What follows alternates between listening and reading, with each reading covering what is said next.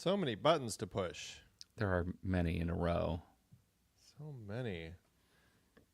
Hi, everybody. We are live streaming our conversation about the hoax this morning. Feel free to throw comments our way, and we will answer them or get to them in the post-show chit-chat after our conversation. And it looks like Instagram is rolling. My camera is... All right. I think we're good, Pete. Should we do it? Yeah. I'll wait for you to tell me the buttons are pushed. Let's rock it. Let's do it. All All right. buttons have been pushed. Every single one of them. I'm Pete Wright. And I'm Andy Nelson. Welcome to the next reel. When the movie ends, Our conversation begins.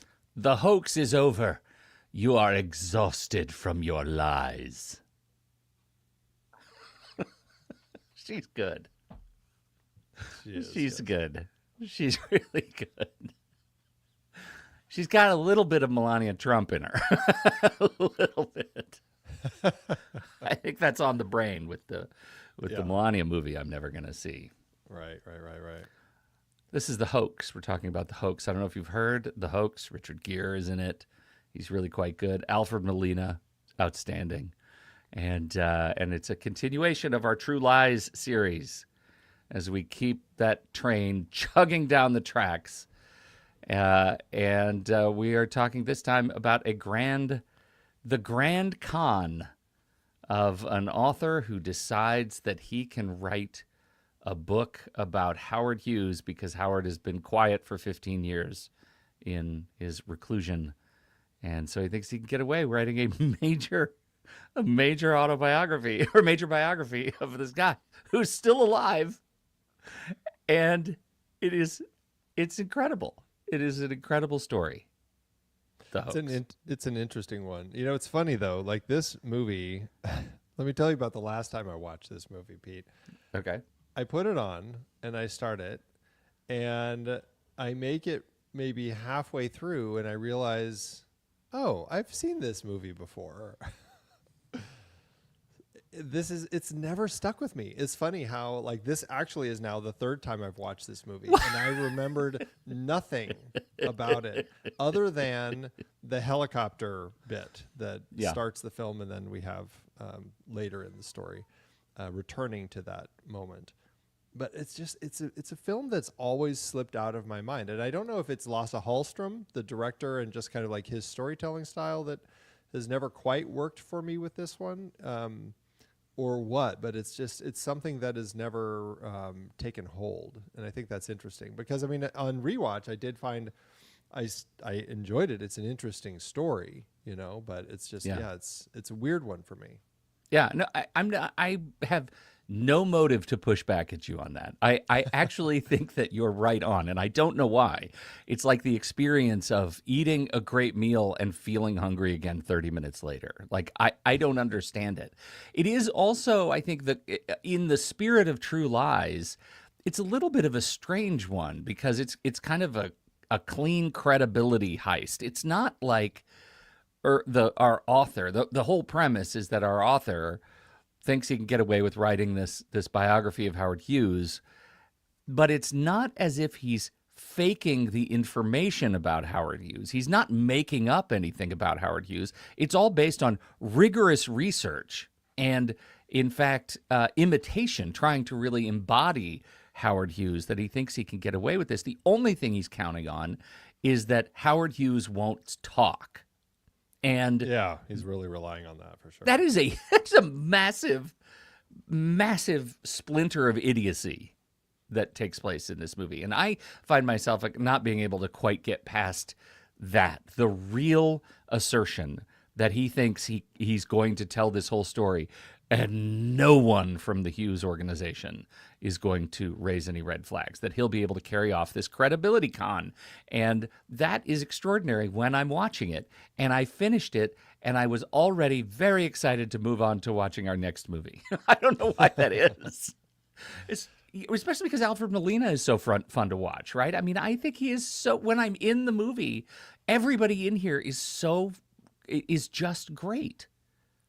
I don't know if Yeah, we need to litigate why we're both so wishy-washy on this maybe movie, not but- everybody, not everybody, but I think not everybody's actually given a great part is part of the problem. Yeah. Like, and I think that's part of the thing. But it's an interesting story, and I think they're working at doing some things with it that could make it play like this idea of this writer who's kind of not doing great. He's kind of failing in his career, and so ends up kind of concocting this idea to say, Howard Hughes reached out to me and he has authorized me to work on his autobiography with him, and I'll be the writer. And then he pitches it to the people at McGraw-Hill who buy into it. And Yeah. because his lies are good enough that even though there's always some little hints of doubt that they have, and I mean, they're certainly trying to do their due diligence as far as making sure they're proving it, but everyone's kind of buying into these lies. And I think there's an interesting element to that story, but I think, I don't know, for me, I feel like the story starts going down some interesting roads looking at our protagonist in Clifford Irving, Richard Gere's character, in how he, in some ways, kind of starts adopting like a Howard Hughes elements in his own life. I mean, he's recording these, like, I don't know if this actually happened, but he's recording, like, as they go through whatever they find as research from talking to Eli Wallach's character, who is somebody who had worked with Hughes for a long time and had written his own book, and they kind of steal it and make a copy of it before returning it without him ever realizing, so that they can pull a lot of information from that. So they're trying to get all this information, and he starts recording himself doing a Howard Hughes imitation to kind of get a feel for his voice as he starts then writing it.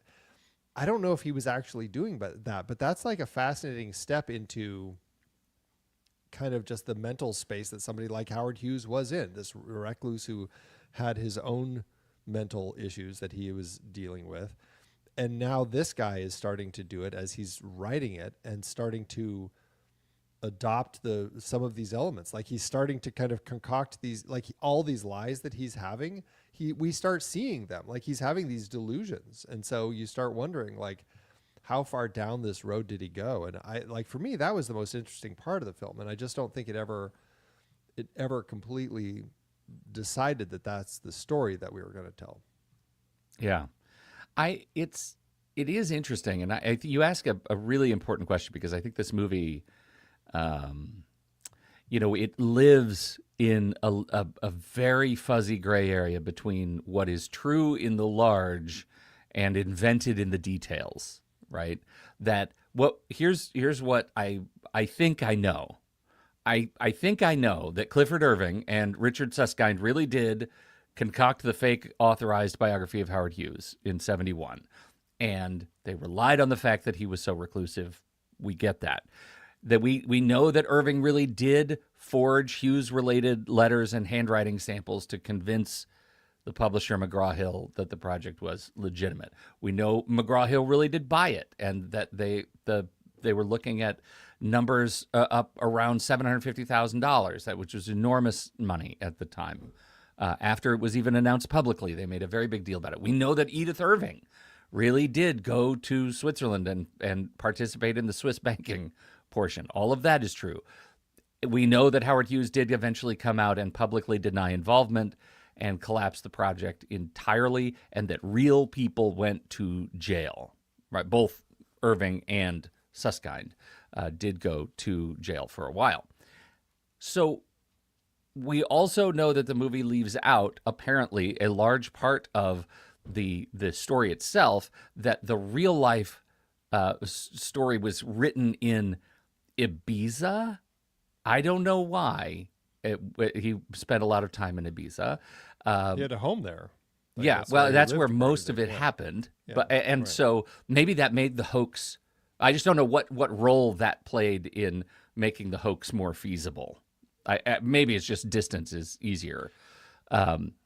We know that even Irving himself said that a lot of the character dynamics and incidents and things are fictional.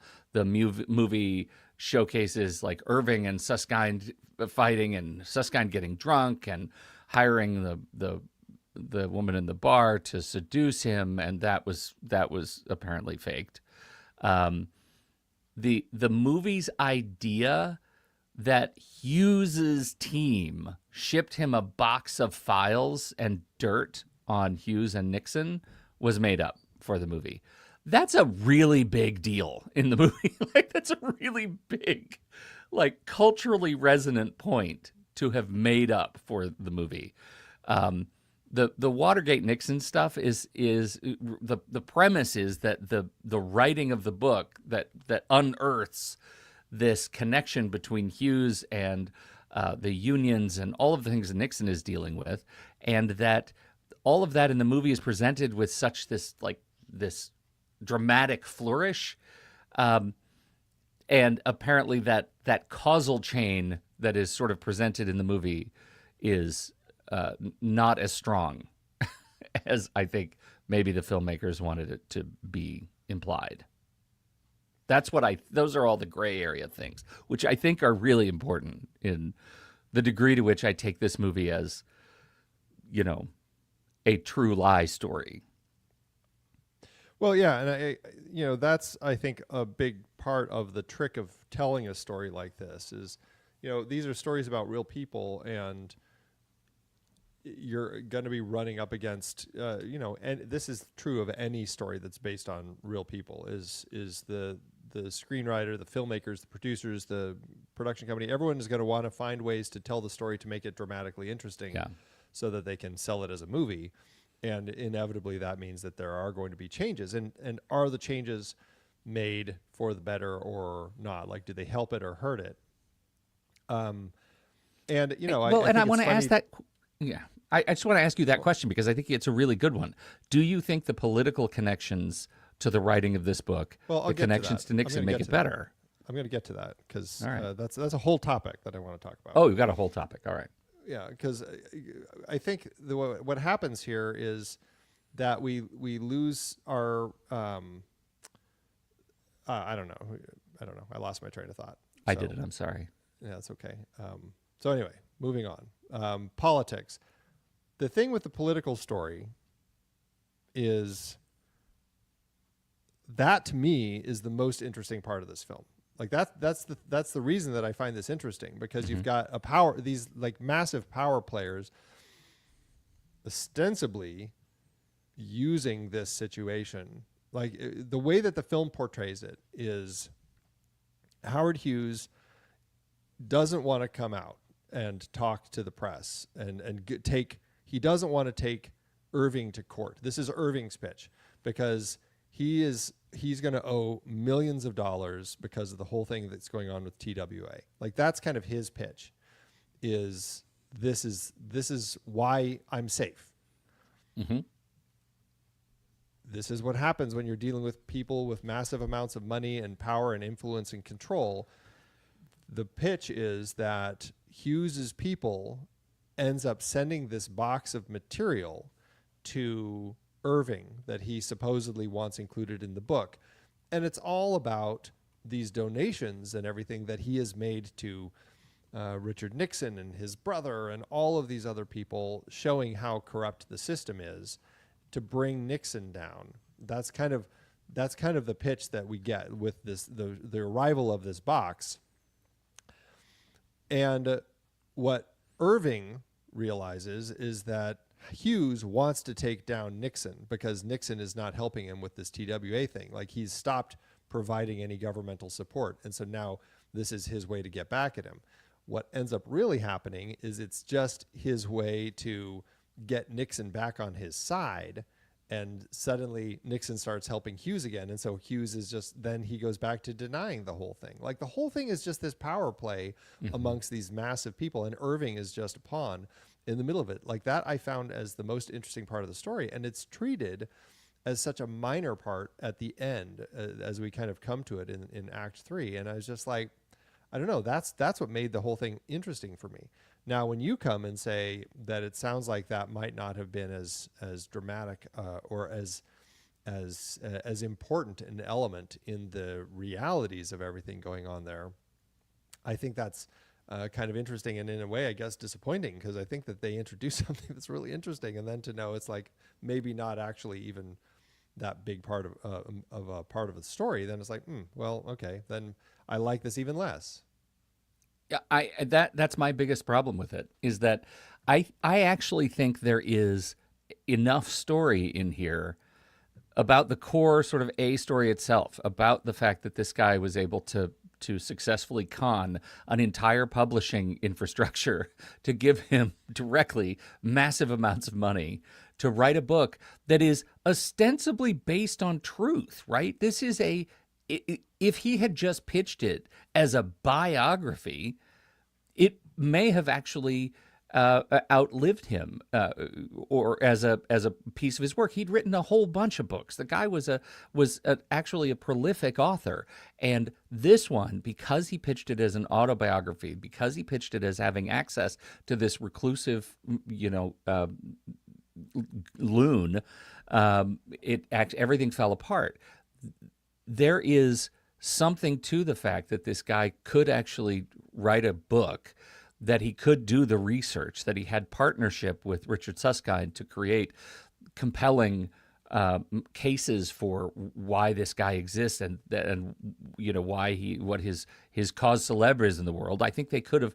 He could have made a good book. He probably couldn't have sold it, and that's the most interesting story to me, right? That I thought it was fascinating when there's a whole sequence where he's met with Howard Hughes's goon squad, right? They're his personal secret police, which was invented. It is not real. It's presented as a framing device around Irving's paranoia, and eventually it is. I think in the film, it outs itself as saying this is fake.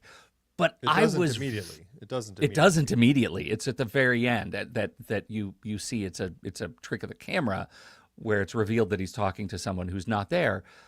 My goodness, it is so frustrating as a viewer to see that, when so much of what I embodied as truth in this movie is a rug pull. I think there was enough story. They added too much thriller sauce, and that was the stuff that I think they got me hooked on, and I think that's problematic. Well, I think that's funny, because I don't think there's enough story here with him and Really? the book that he's telling.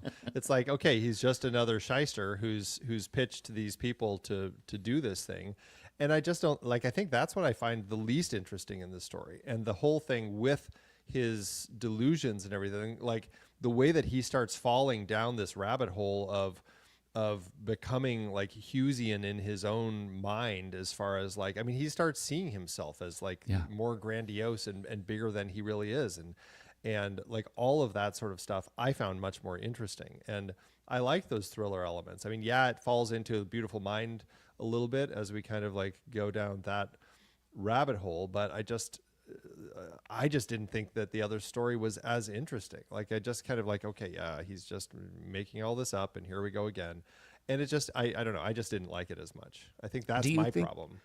Do you think that we've oversaturated collectively, you and me, our ability to watch these movies without being just woefully too cynical? Are we numb? Well, I think there's some of that, because it's a series that's by design going to be difficult, because the protagonists are just hard people to like. I think that's just part of the design. But I also think, like, just based on my previous experiences with this particular movie, like, I just don't think this movie holds up as well. Like, I don't think it's as strong a film. And I think that there are interesting elements here, but I think the performances are great. I just don't think that, I don't know. I don't know the book, and I guess that's part of it. And so I don't know how much they felt that they needed to change. And I just don't think that, for me, that they ended up finding the story that ended up making it work for me. We have been talking about a number of consistent elements that exist in these movies, and I want to just pick up the thread of a couple of these things with you before we move on. First of all, the origin story versus the third act problem that we have been given in the past. Shattered Glass gave us the third act frustration, where we didn't see enough of Stephen Glass in order to feel for him as the movie ended. Do you feel like this movie gives us enough origin story to satisfy Clifford's Irving's motivation. Well, I mean, we definitely get it. It's in here. I mean, Yeah. we see him getting frustrated that his book is getting rejected. I mean, everybody just hates it. So even after being told that this is just a formality that we have to go through this process, but you're totally getting published. Like, he's told all of these things, and then it's totally not getting published. And so, Based on one review. yeah, based on one review, and then the fact that I don't know if it's McGraw or Hill who read it, but whoever that guy was, he read it and also just was like, nope, we can't do this. And so he's feeling very frustrated, and so I don't know. I guess I'd say we're seeing it. We're seeing more of it, but I do think it's interesting because when you read about Clifford Irving, he is frustrated himself that the film portrays him as this kind of struggling, failing writer with all of this. And I think that's, I don't know. I mean, to that end, it makes you wonder, like, what would be the motivation otherwise to have him in a film decide to do this just for the excitement of being able to get away with it? Like, I don't know. But as it stands, like, I don't know. The film gives him the origin. Like, we have all of that set up. I don't think it's that interesting, but we do have it. So Yeah. as opposed to Shattered Glass, I think we're getting a more full, rounder story of Clifford Irving here.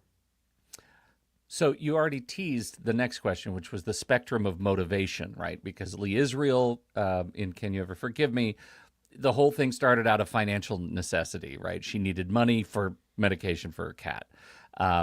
Mark Whitaker, his motivations were, I don't even know, the bloomin' onion of lies. They're just stacked one on top of another. But ultimately, it was theft. He was taking money. It was economic.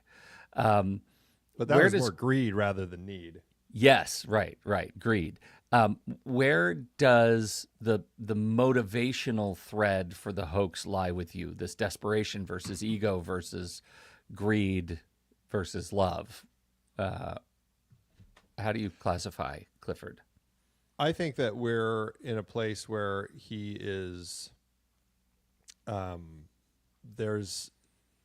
think we definitely are seeing a greedy person who wants the money, but I don't think it's just about money for him. I think it's also about his social status. Like, I think there's a sense to just being,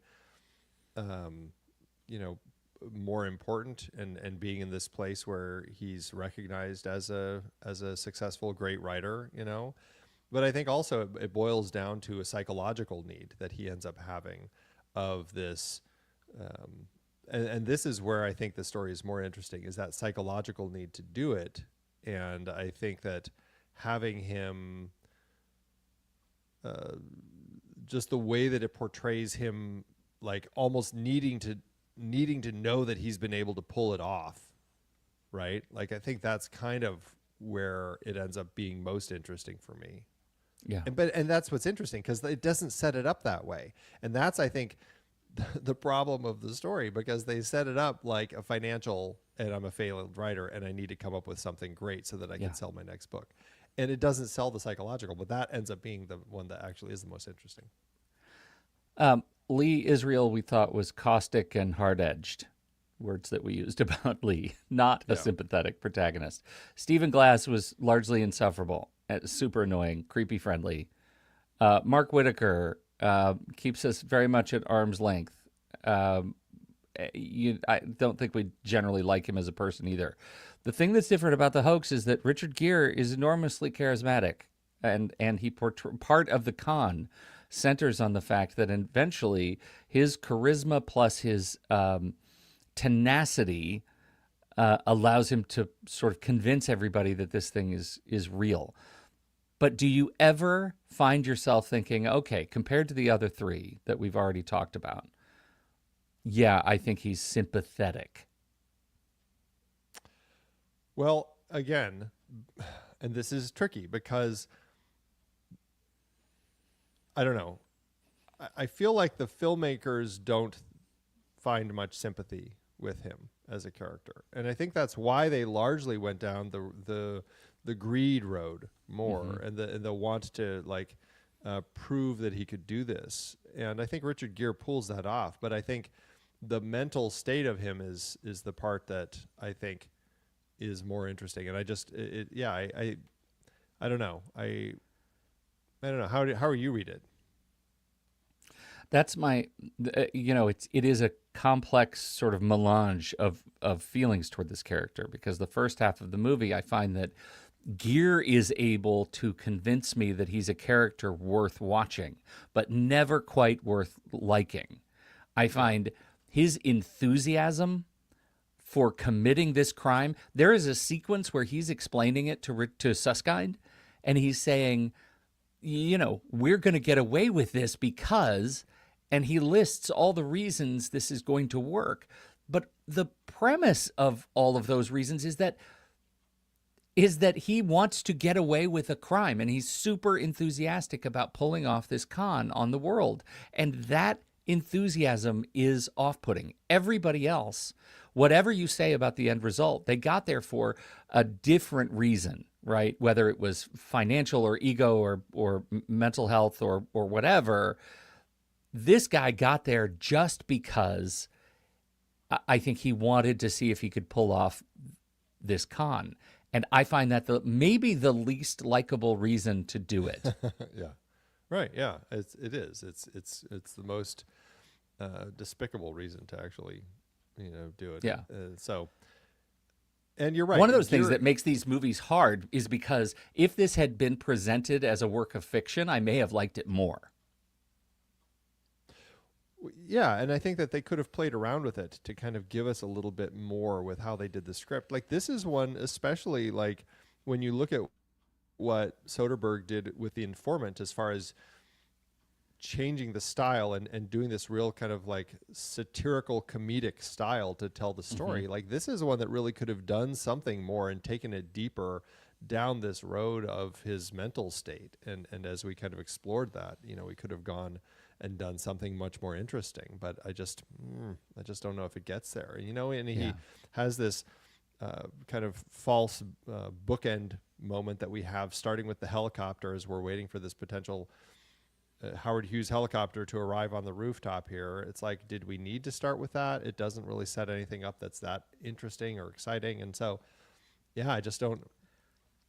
I think that he cast Richard Gere, which was a great choice because he's very charismatic, but I also struggle to like him. I mean, he's cheating on his wife, and his logic is all just like the way that he sells everything. And then we are watching him tell these lies to his wife, and it's just like it's just frustrating because it's very hard to ever really care much about him as a character. Like of the characters, Alfred Molina as Susskind, I liked much more. Like that for me, I don't know. I don't know if you could have made the story work, but tell it from Richard's perspective. Make Richard the protagonist as this character who's brought down by the charm of his friend and who ends up getting trapped in it because of that.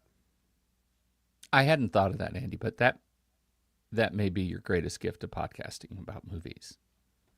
I would have vastly preferred to see that movie. That perspective shift, I think, unlocks so much because you get a character who is allowed to openly feel regret for his own actions and to be motivated by his need to be in this relationship with his friend, but also his need to be a good person and realize that he's gone too far down the road.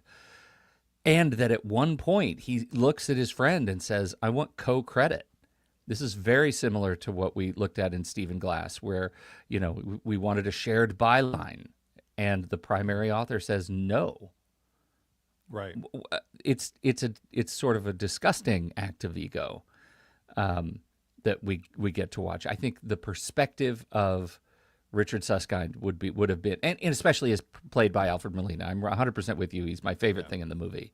And I think he is capable of portraying that sort of weirdly jailed emotional nuance would have been much easier to watch. Yeah. Yeah. I have made a point in all of these movies that I do love research porn and forgery porn, and we do get some of that. It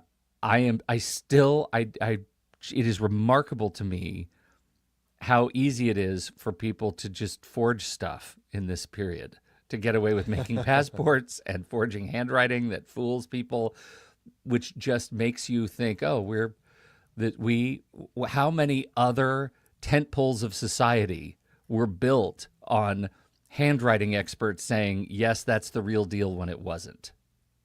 Yeah.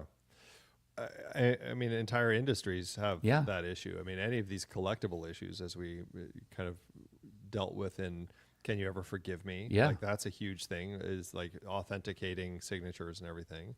And then in this, like authenticating the voice of Howard Hughes with the previous person, the last person who had worked with him, like, what was it, 15 years before or whatever that was. I can't remember the actor who played that. But the reporter. Who had, like, 15 years prior, had been the last person to actually have interviewed Howard Hughes. And he reads the manuscript and is just like, oh man, that's absolutely Howard's voice. This is genuine material. Amazing. Like, that's, again, being able to pull that off. And I think that's what's interesting. And again, I think that speaks to an element that we've mentioned, but we haven't touched on that much, but it's the desire of this system to buy in, right? Like, this entire system wants to believe it. This publishing machine wants these lies to be true because they want this product, because they see millions of dollars on the other end of it. And I think that's I don't know, another fascinating element of the story is like that con that they buy into. And I don't know if they're doing their own con, but in some way they are, because they're trying to find these authenticators that will prove that these lies are true. And it's like, it makes you wonder, does Hope Davis, like, they waffle back and forth so often in the story about, should we trust Clifford? Is he telling us lies? Oh, no, it's not a lie. Oh, maybe no, it is a lie. Oh, no, it's okay, it's not a lie. Like, that happens so many times in the story. It makes you wonder if in their heads they just didn't believe it, but they just were happy to have proof that it was, okay. Oh, yeah. Yeah. Boy, you see it every turn. And that's why first, when I say that I think getting rid of the political stuff, that there is enough movie, what you're describing is what I want more of, right? I feel like they just teased at the McGraw-Hill mechanism of performative complicity, right? They just wanted and needed so badly for these things to be true that they were willing to do anything. And they needed it to be true, not because they needed to trust their author. They needed it to be true so that they could justify this massive investment. And what hath capitalism wrought again? It is this institution that needs to swallow itself in trying to make the unreal real. So I find it extraordinary. I think it would have been, if you apply the Soderbergh approach of lampooning these institutions, I think you could have had a really funny movie that deals with the business side being as ridiculous as the actual con artist. I think you're right on that they are conning themselves. You start to wonder who's exploiting whom. At some point, they end up being the grand exploiters, exploitionists, and it's gross. Like, it's just gross. And I think everybody in that office is actually really good. Now, you said a minute ago, 30 minutes ago, that not everybody in the film was appealing to you. Who did you have trouble with? Well, and again, I don't necessarily think that it's the performers themselves. I just don't think the script is strong. Julie Delpy is my primary frustration. Like, she's a great actress, has done a lot of great performances, and here it's just like she's just treated as this side character that he sleeps with, and I think it was actually his former wife that he was like reconnecting with, and I just like it. Just they didn't give us enough of that story to really to do much, and because of that, she's just really flat. And I just was like, I wanted more of that relationship and more of that, the draw to her and everything. Because really, all we have as a connection is when she comes in that first time. We get kind of just like ridiculous. I didn't like the filmmaking of it, but just like the freeze frame photo flashes on her when it just kind of like slow and it turned black and white and everything. And I'm just like, okay, does he know this person? Is she some princess that he's infatuated with? Like, what's the connection here? Is it just like, oh, I'm going to sleep with that woman sort of thing? And then it turns out they've known each other. And so that whole thing, I didn't like the way that their story played. And so that for me is the most frustrating of all of them. Yeah, I agree with that. I think she was underused. She was overcast for being so underused. And I, it's not the first time we've seen that challenge. No. I do think that I didn't have a problem with how she was revealed. I thought that the sort of provocative tension of he's either going to sleep with her or he's already slept with her and he's nervous about being in the same space as her was enough for me to wonder what's going to happen next. So I didn't have that problem. The fact that she only got one scene with him later is problematic. Like she did not have enough to do. And I guess they needed her to have this other person who could reveal that he was a con. But it's frustrating to reveal that he was a con, and that had been he's so egotistical. He was so proud of the con that he was telling people in his life that he was doing this, that way too many people knew, for it to be, beyond the shadow of a doubt. Yeah. Yeah. And so Delpy really feels like more an instrument for us, for Irving. Yeah. And to a certain extent, Edith also feels that way. Marcia Gay Harden's character feels that way largely until the point where he's slept with, until she gets that letter. She gets the mail and sees the letter from Julie Delpy's character to Clifford. Like from that point on, Marcia Gay Harden became more interesting. Before that, like I was just kind of bored with her. She didn't do much for me. Yeah. And even Hope Davis, like I like Hope Davis a lot, but she definitely feels like, I mean, it's not that different from anyone else in the office, but they feel like instruments of Irving's stress.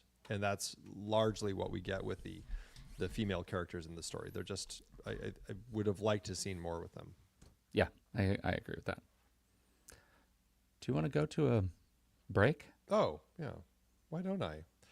All right, we're going to take a quick break, but first, you can find the show on YouTube, and you can join us live when we record. We'll even take your questions in the post-show chit-chat.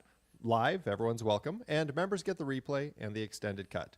Subscribe to The Next Reel on YouTube. The link to this episode is in the show notes. We'll be right back. Hallström. Lasse Hallström. Mm-hmm. Yes. Where do you stand on the Hallström canon? An interesting director. I find a lot of the films to be enjoyable and worth a watch, but at the same time, I think that he hits these points with some of the films, especially most recent, like the more recent films, as ones that I just find a lot less. I don't have as much interest in even watching them. But like I think the first part of his career I found more interesting. My Life as Dog, What's Eating Gilbert Grape. I mean, Something to Talk About was okay. It wasn't like a favorite of mine. Cider House Rules I really enjoyed. Yeah. Chocolat. Yep. But then after that, like the Shipping News, Salmon Fishing in the Yemen, and the 100-Foot Journey, I don't know. I've never been drawn to checking those ones out. A Dog's Purpose. I couldn't do it. I am trying to remember that one. A Dog's Purpose. That's the one with Josh Gad and Dennis Quaid. Oh, wow. I don't remember which one played the dog. Maybe it was Josh Gad. Is that telling? Well, in Hachi, A Dog's Tale, I think is just one of my favorite dog movies. Like that's just a fantastic one that is absolutely worth talking about. And I mean, but it's such a surprise that suddenly he's directing The Nutcracker in the Four Realms, because it's like, okay, that's just a sign that you've kind of fallen off the map. And like this one from last year, The Map That Leads to You, I didn't even hear about that one. Did you? No, I didn't. And it's on me, but I haven't heard of the people who are a part of it. I don't know what that's about. That seems like at this point in Lasse Hallström's career, what is that? What is this movie doing? I think it was a straight to Amazon Prime, like a romance drama sort of story. So, yep, that makes sense. Probably not as much something we're going to. But it's over 6, right? It's over a 6 on the IMDb 6-star rule, so it is watchable apparently. Yeah. Yeah, so I mean, I like Hallström, but like I also don't know, and I think this story fits into kind of the Hallström oeuvre as far as being drawn to stories about people. Like it's very much a filmmaker who tells stories about people, and this kind of fits right into that. I've never really found much in the way of Hallström's style as far as the look of the stories. I think Hallström is just kind of somebody that tells the story the way that he feels the story needs to be told. But again, like things like the flash and stuff at this, which felt a little more playful cinematically, I just also don't think it worked to into the story as well. Yeah, I agree with that. Yeah, I had there are a number of moments where they make hints at Howard Hughes's life, and I think this is all me. I watched this with my wife, who had never seen The Aviator. I watched this thinking, I think this movie wants you to have seen more about Howard Hughes. And I forget when this came out, maybe Howard Hughes was more in the I don't know, the Gestalt. People aren't talking about Howard Hughes that much anymore. Well, The Aviator did come out 2 years before this did. So, that's what I'm saying. Yeah, like, does this presume you've seen The Aviator too much to care about Howard Hughes so much that we care about this story, that we care about Howard Hughes's sort of vacant role, his negative space role in this movie? Well, it does make me think that this film may not have gotten made at all if The Aviator hadn't been a success a few years earlier. Yeah. Because I don't know if the public had as much, the modern public had as much knowledge about who Howard Hughes was, what he did, his role in so many different parts of society, all of that. And so I think that this film does kind of, in some ways, rely on the fact that we'd all seen The Aviator and had a sense as to just how reclusive and peculiar Howard Hughes was, so that we could immediately understand that.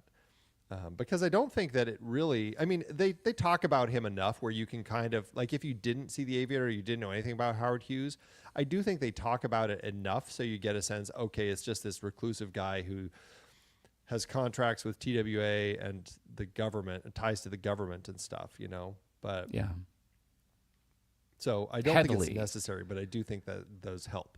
Well, and there are some great sequences of Howard Hughes looming over sequences in the movie, right? When he goes to the press reveal and he has to stand up and talk about it, there's this big Hughes picture behind him.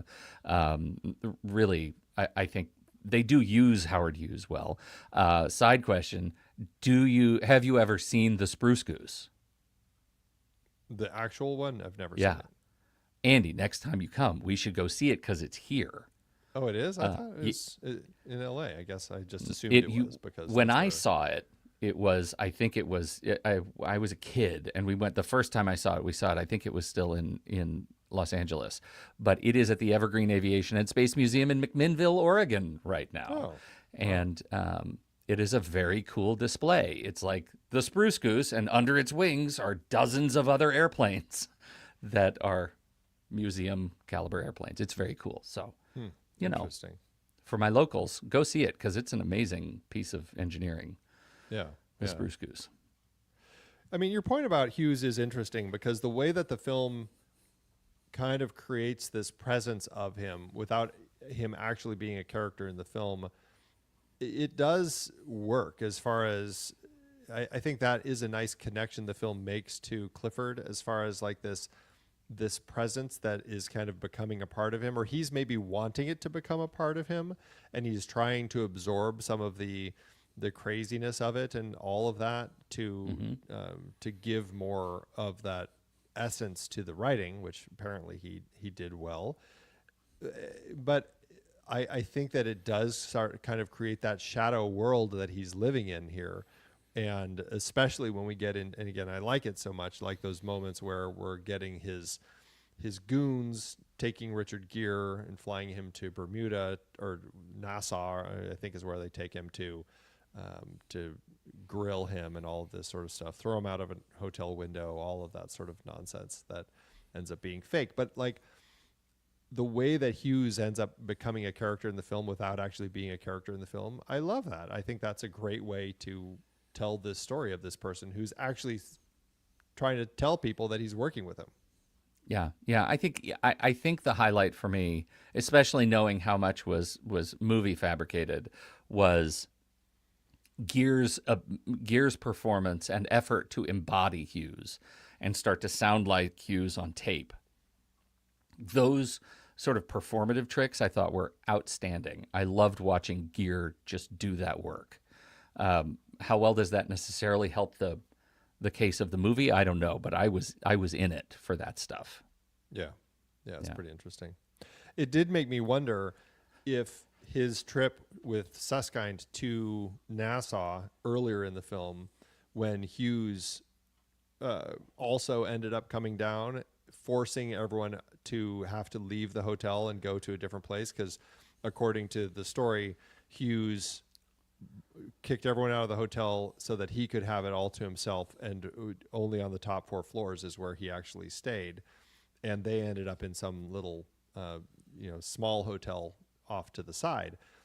It makes me wonder if that actually happened, and that was because the movie portrays that as the instant that he kind of clicks and goes, oh, this might be the story that I can fake. But seems so weird, because this is an example of Howard Hughes actually not being reclusive, right? Because he actually comes to this resort and kicks everybody out, which implies Howard's there. So Howard exists. He hasn't died. He's actually there.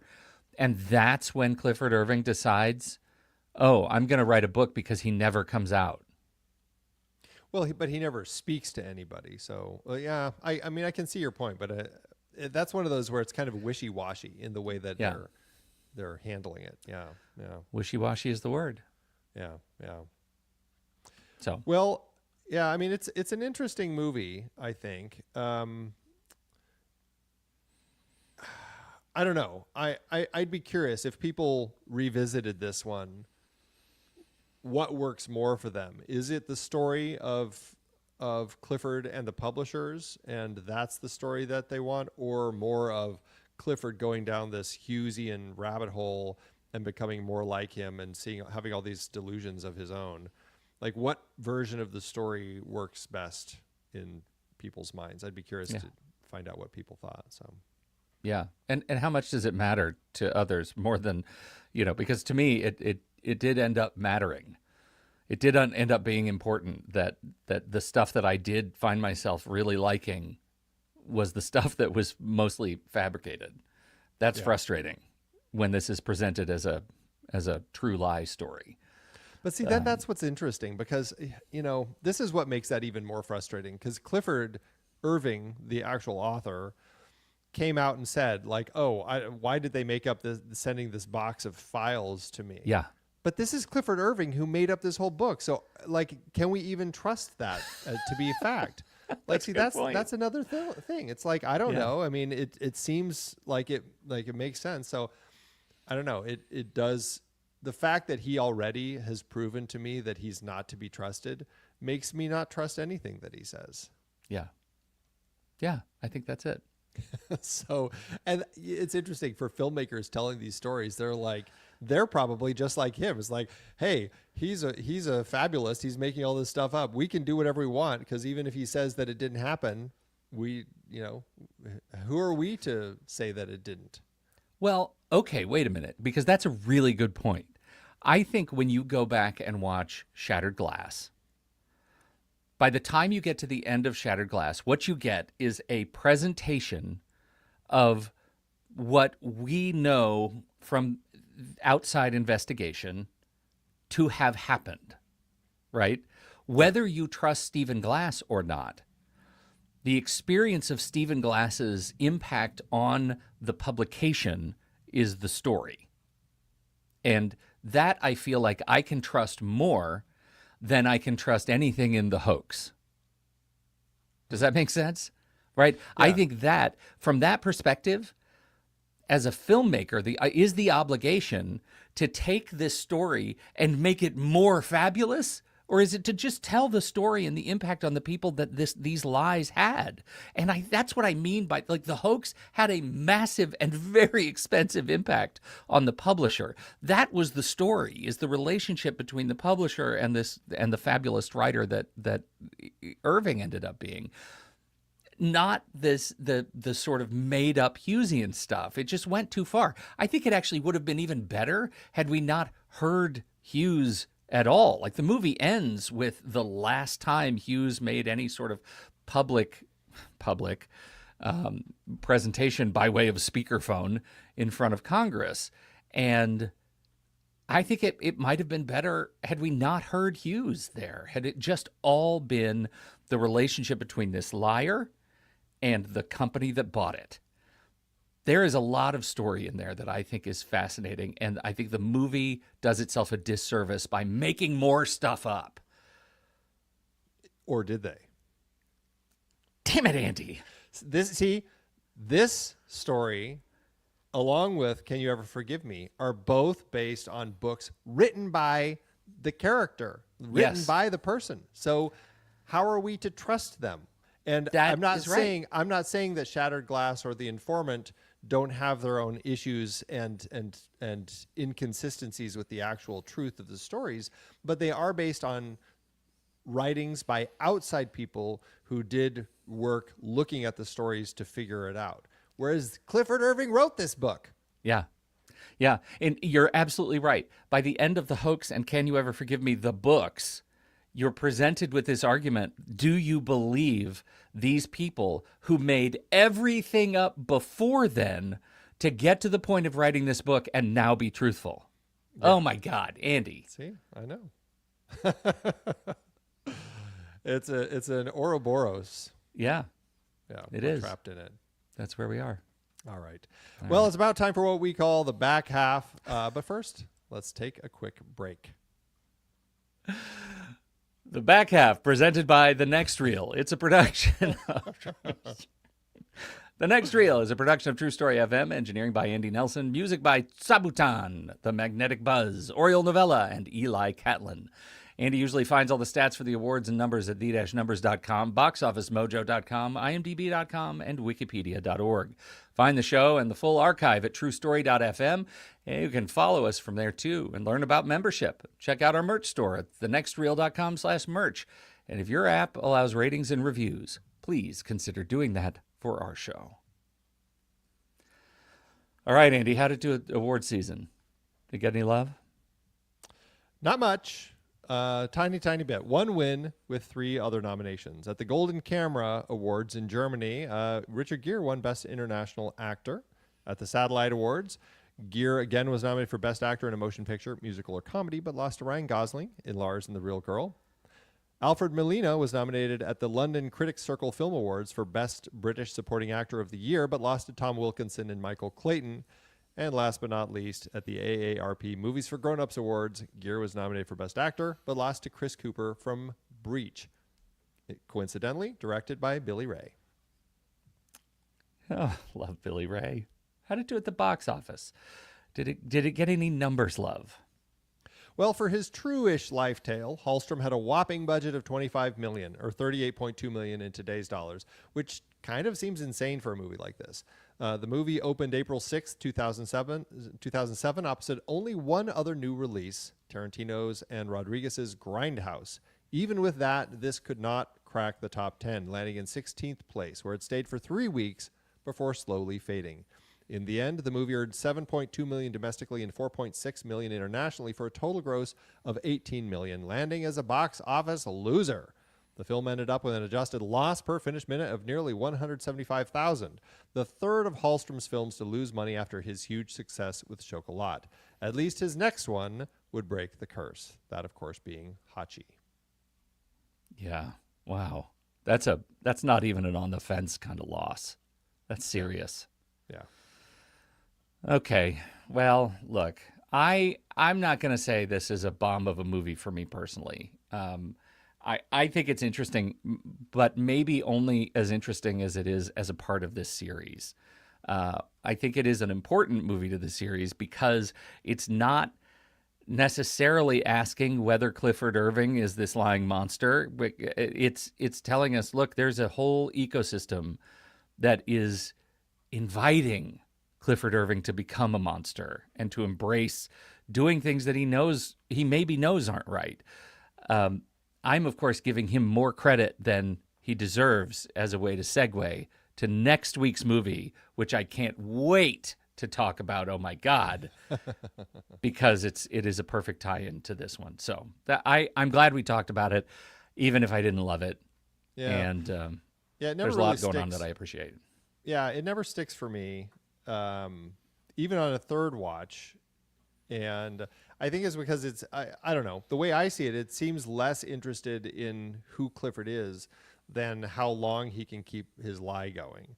And for me, and again, is that the difficulty of the premise of these stories? You know, like, do we want to know more of who Clifford is? Like, it starts getting into that, and then I think it never quite gets there. So it's well acted.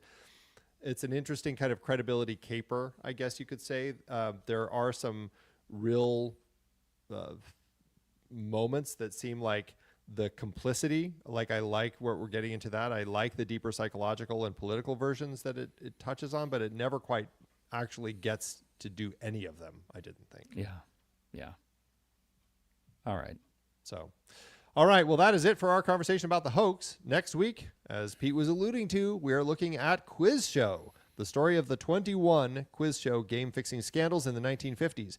Directed by Robert Redford and starring Ralph Fiennes, John Turturro, Paul Scofield, Rob Morrow, and David Paymer. And Martin Scorsese, actually. All right, let's do our ratings. Letterboxd, Andy. Letterboxd.com/The Next Reel is where you can find our HQ page for all the reviews and ratings we've done. What are you going to do for this one?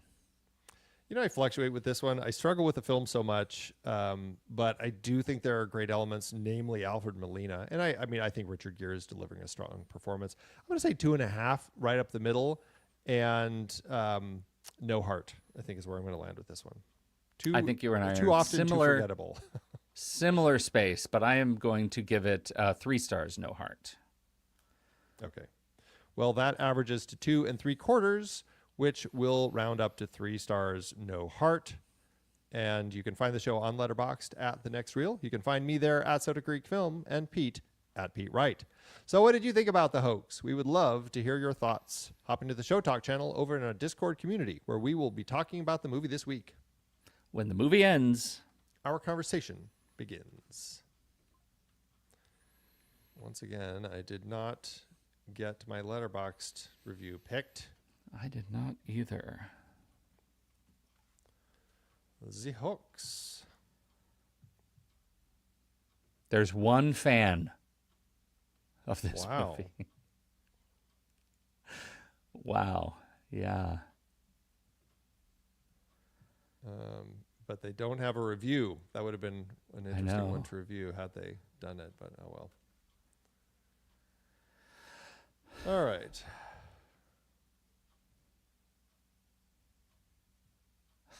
Okay. I'm doing Jay Birds. Okay.